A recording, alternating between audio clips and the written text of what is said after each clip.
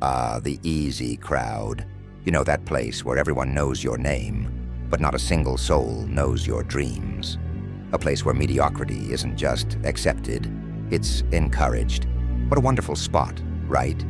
Here, you can be someone who never has to change, never has to stretch, never has to grow. Why bother? The easy crowd is like a warm bath, soothing your every insecurity. They'll tell you that you're doing just fine, that you don't need to push yourself, and you'll believe them. Why wouldn't you? The easy crowd never asks anything of you. No expectations, no pressure, just you, perfectly average, fitting snugly into the bland tapestry of life. What a relief, right? Who wants to grow anyway? Growth is for the fools who think there's something more out there. It's for the misguided souls who believe in things like potential or purpose. But you don't need all that. You've got your easy crowd. And in this crowd, all you have to do is show up. That's all they expect. But hey, no worries. You didn't want much anyway, right? But then there's this other place, a place that isn't so comfortable, the land of high expectations, a place where you can't hide behind good enough. Because here, good enough is a joke. It's where you stand exposed, raw, vulnerable. And here's the kicker. The people around you don't care if you're comfortable. They don't care if you're content. Because contentment, that's the enemy here. Comfort, a sin in this land. If you aren't pushing yourself beyond your limits, you're wasting your time and theirs. They'll look at you with those eyes, the ones that see right through you, the ones that ask, is this all you've got? And let me tell you, it stings. It's painful to be in a place where mediocrity isn't tolerated, where every flaw, every weakness, every inadequacy is laid bare for the world to see. This is where you'll be pushed, stretched, broken, because in this place, becoming something more is the bare minimum. Sounds like fun, doesn't it? Sign me up. And then there's the guy. You know the one who says, I don't need much. He says it like it's a badge of honor, like simplicity is some noble virtue. I don't need much, he says, as if that's enough to justify staying exactly where he is. No ambition, no drive, just there. Maybe he's right, though. Maybe he really doesn't need much. Maybe waking up every day, going through the motions and fading into the background is enough for him. Who needs the noise of greatness when you can just whisper through life, unnoticed, unchallenged, unchanged? But here's the thing. When you say, I don't need much, you're also saying, I don't need to be much. And when you choose not to be much, well, you're right. You won't be.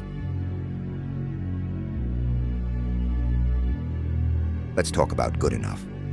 Such a comforting phrase, isn't it? Good enough is like wrapping yourself in a blanket while the world passes by, urging you to do more. Be more. But that blanket, it's made of chains. You think you're safe in it, but really it's holding you down. You see, good enough doesn't just hold you back. It pulls you down, slowly, quietly. You won't notice at first. You'll tell yourself you're doing fine, that your life is just as it should be. But bit by bit, the weight of settling takes its toll. The ceiling that was once so high, full of possibilities, is now pressing down on you. And yet, you stay there. Because at least it's comfortable, right? But comfort can be the slowest kind of death. On the other side, there's the pain of ambition. Oh, don't let anyone fool you. Growth hurts. It's messy. It's uncomfortable. Every day you'll question if it's worth it. And the answer? It's never easy. Because growth is a battle between who you are and who you could be. And the worst part, there are no guarantees. You might fail. You might fall short. You might spend your whole life chasing something you never quite reach. So, why do it? Why not just stay in the easy crowd, where the worst thing you'll ever have to face is boredom? Because if you don't try, you'll never know. There's a tragedy here, though. A quiet, invisible tragedy. The guy who says, "I don't need much," doesn't realize the cost. He doesn't see what he's losing by staying small. He doesn't see the world passing him by, doesn't hear the opportunities slipping through his fingers. But who cares, right? As long as he's comfortable, as long as he doesn't need much, what's the big deal? It's not like anyone's counting on him to become more. It's not like the world needs him to step up. Except it does. When you choose the easy crowd, when you choose not to grow, when you say, "I don't need much," you're not just cheating yourself. You're cheating everyone who ever needed you to be more. You're robbing the world of what you could have been. And maybe that doesn't matter to you right now.